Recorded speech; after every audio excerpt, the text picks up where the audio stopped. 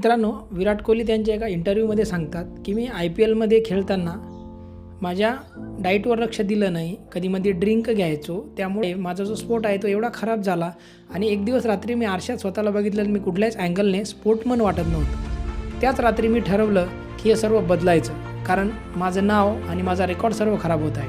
आणि दुसऱ्या दिवशी सकाळपासून त्यांनी प्रॉपर जिम घेतली, प्रॉपर डाएट घेतली.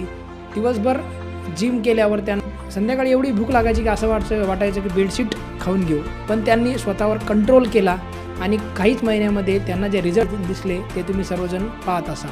ते सांगतात की हे सर्व झालं सेल्फ डिसिप्लिनमुळे. स्वतःला पनिश करा.